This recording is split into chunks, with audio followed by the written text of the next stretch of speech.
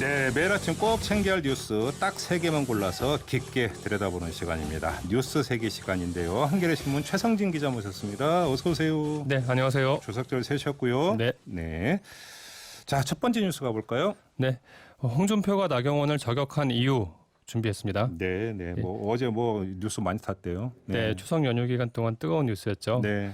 그 추석 연휴가 시작되던 첫날이었습니다. 그 지난 12일 그 홍준표 전 자유한국당 대표가 자신의 페이스북에 이제 글을 올리면서 시작이 됐죠. 네. 주요한 표현이 전투에 실패한 장수는 목을 베야 한다. 나경원 원내대표를 겨냥한 발언이었는데요. 네. 이런 발언이 나왔습니다. 당시에. 네. 그 조국 법무부 장관 인사 과정에서 이 자유한국당이 임명을 저지하지도 못했고 그렇다고 그 국면을 활용해서 당 지지율을 끌어올리지도 못했으니까 네. 그 책임을 지고 나경원 원내대표가 내려와야 된다라고 하는 게 홍준표 대표의 주장이었습니다. 이제 어제 이게 많이 뉴스가 됐던 게 이 글에 대해서 자유한국당 대변인을 지냈던 민경욱 의원이 네네. 맞받아친다고 해야 될까요? 아무튼 그렇죠. 주고받았죠 한 차례. 그렇죠. 예. 뭐 그런 거를 올리면서 또 이게 이제 논란, 공방 이런 식으로 묘사가 되던데. 네네. 아무튼 홍준표, 나경원 두 사람 사이가 어떤데요? 그 원래 좀 굉장히 좋지 않죠. 이 역사가 오래됐습니다. 사실은. 안 좋습니까? 예. 가장 가까이는 문재인 정부 출범 이후에 그 지난해 지방선거 전까지는 홍준표 대표가 당을 이끌어 왔었지 않습니까? 네. 그때 이제 기억하시겠지만 반홍 세력이라고 있었잖아요.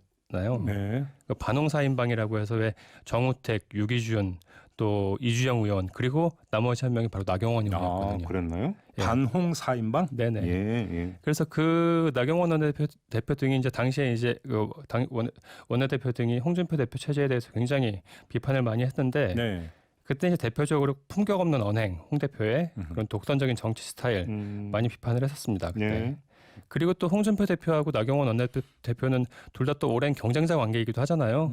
한 명은 판사 출신, 한 명은 검사 출신이고 또 서울 강남의 강북에 이 지역구를 둔 몇 안 되는 또 이 자유한국당 의원이기도 해서 많이 또 충돌을 해왔는데 2011년 7월달 그 한나라당 전당대회 때도 붙어서 네. 그때 이제 홍준표 의원이 이기기도 했고요. 예. 그래서 가장 이제 구체적으로 두 사람 사이에 갈등이 드러났던 게 지난해 초였습니다. 근데 나경원 원내대표 그 모친상을 당했을 때였는데 네. 그 모친상에 이제 홍준표 대표가 가지 않았어요. 근데 그 사실을 둘이 공개하지 않으면 뭐 일반 사람들이 알 이유가 없이 그냥 지나갈 일일 수 있었는데 네. 나경원 원내대표가 다음에 이 방송에 나와갖고 그 일을 굳이 되짚으면서 홍준표 대표가 이 조문으로 오지 않았다는 사실을 알리면서 이제 두 사람 사이가 네네 굉장히 안 좋다는 사실이 이제 공식적으로 공개적으로 많이 알려졌었죠. 그러니까 이렇게 정리하면 되겠네요. 정치는 사람이 하는 것이고 네네. 사람은 감정에 따라 움직인다. 뭐 이렇게 정리하면 되는 겁니까? 그런 측면도 좀 무시할 수 없다. 저는 그렇게 봅니다. 알겠습니다. 자, 두 번째 소식으로 넘어가죠. 네, 사우디 석유 시설 드론 공격의 비상입니다. 그러게요. 네. 그 사우디아라비아의 주요 석유 시설 두 곳이 그 어제 무인기 그러니까 드론이죠. 네. 드론 공격을 받아서 큰 피해를 입었습니다. 예. 당장 이번 공격으로 일부 시설의 가동이 중단됐는데요. 이 때문에 원유 수급에도 일정한 차질이 빚어질 것으로 보이고요. 네. 외신에 따라서는 적게 배럴당 $5 또 많게는 $10까지도 기름값이 오를 수 있을 것이다. 이렇게 관측을 좀 하고 있습니다. 이제 겨울 다가오는데. 네. 예. 가뜩이나 우리나라도 지금 그 유가 보조금 그 인하가 이제 철회가 되면서 취소가 되면서 기름값이 조금 오르고 있는데 예. 우리도 지금 사우디산 원유를 굉장히 많이 수입하고 있거든요. 총 원유 수입량의 한 30% 정도, 약 30% 정도를 차지하고 있는데 네. 조금 이번 드론 공격에 따른 피해에서 벗어나기 어려울 것으로. 그러니까 이제 당장 걱정은 그거인데 또 하나 짚어야 되는 게 드론을 통한 테러라고 하는 게 거의 그 전례가 없는 경우 아닌가요? 신종 뭔가 수법이라고 봐야 되는 건가요? 그동안 몇 번 있긴 했었죠. 그랬나요? 예, 이론적으로는 가능하다고 해도 사실 이제 큰 피해를 입힌 적은 없었거든요. 네. 작년에 왜 베네수엘라 그 마두로 대통령에 대한 암살 시도 드론이 쓰였었죠. 근데 실패했지만 이번 공격을 통해서 이 드론의 이 파괴력을 입증시켜준 사례다 이렇게 보는데 예.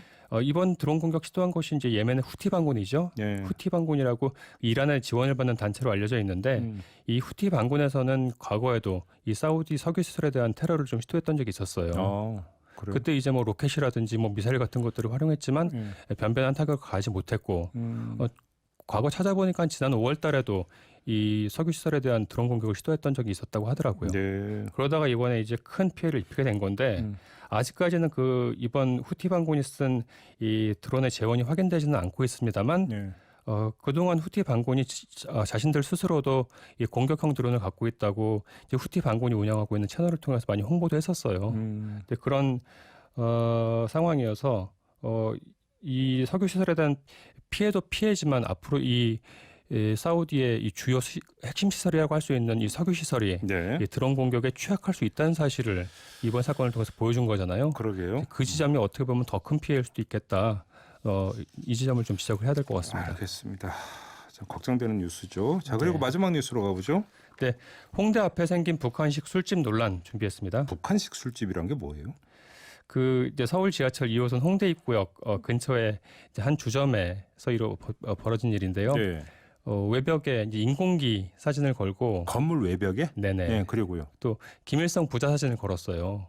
건물 외벽에? 네네. 예. 좀 약간 좀 특이한 인테리어였죠. 인테리어 소품이라고 한다면은 특이하다라는 표현이 맞을지는 잘 모르겠어요. 아무튼 흔히 볼 수 없는 네. 이제 주점이었죠. 예. 이제 오픈을 한 건 아니었고 개업 준비 중에 있었는데 이제 그 건물 사진을 본 이제 일부 누리꾼들 주민들이 또 온라인 커뮤니티를 통해서 이런 주점이 생겼는데 이게 과연 맞느냐 이렇게 해도 되느냐라고 예. 하는 논란이 좀 생기면서 좀 일이 좀 커지기 시작했었고 네. 지금 현재는 경찰에서 이 관할 마포구청에 접수된 주민 민원을 바탕으로 이제 국가보안법 위반 혐의를 이제 들여다보고 있습니다. 어떻게 근데 그 법 위반 소지가 있다고 봅니까? 어떻게 보는 겁니까? 단순히 북한 지명이나 인물 혹은 상징물을 가게 뭐 상호라든지 영업에 활용했다고 해서 네. 국가보안법 위반 혐의로 처벌하기 어렵죠. 네. 평양냉면, 뭐 을밀대, 뭐 특정 상호였을 좀 그렇습니다만 네. 또 이북선만두 이런 것들 많이 쓰고 있잖아요. 예. 근데 네. 문제는 특정 지금 아무튼 예. 네. 이제 국가보안법 7조에서 규정하고 있는 찬양 고무에 해당하느냐 이제 그런 행위가 이 여부를 따져야 되는데 많은 사람들이 이제 일반적인 법적 상식으로도 그렇고 전문가들도 이 정도만으로 이제 국가보안법 위반으로 보기 어렵다 알겠습니다. 하는 분들이 법 많습니다. 위반이냐 아니냐를 떠나서 장사가 이렇게 해서 되겠느냐 안 되겠느냐는 또 다른 문제일 것 같습니다. 알겠습니다. 일단 모두 다 떼내기로 했다고 합니다. 주인은. 최성진 기자와 함께했습니다. 고맙습니다. 네, 고맙습니다. 이슈의 핵심을 꿰뚫는 예리한 시선, 믿고 듣는 진품 시사 김종배 시선 집중.